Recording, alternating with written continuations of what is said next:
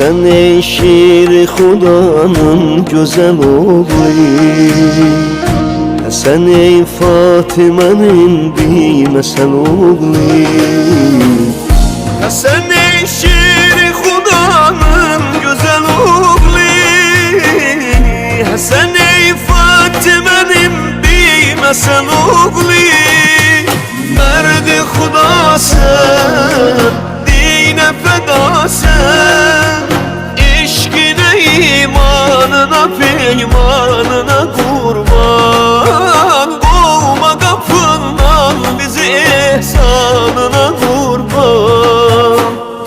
Ya Mevlam, Ya Mevlam, Ya Mevlam, Ya Mevlam.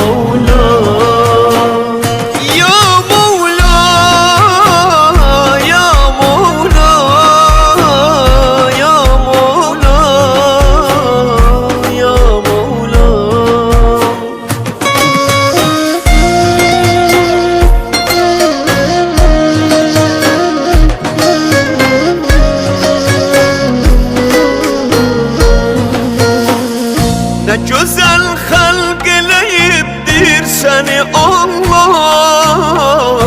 Sene Yusuf öz heyran kalar ey şah.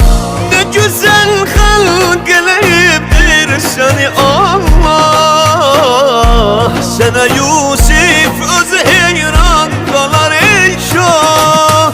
Şahre-i mahın zülfü siyahın, Fatime'nin ruhini heyran eleyipti. Kaşlarım xəncər tufan eleyipti. Ya Mevlam, Ya Mevlam, Ya Mevlam, Ya Mevlam.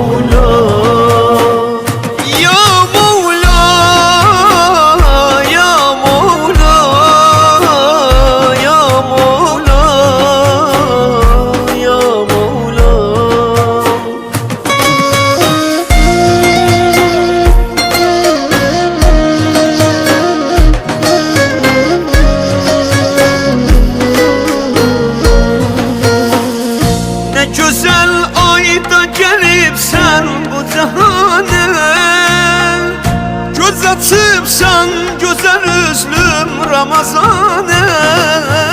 Çeşmi vefa sen, şan-ı həya sen, alemi heyrette koyan səbrinə qurban. Can ağacan məcnun olan qəbrinə qurban. Ya Mevlam, Ya Mevlam.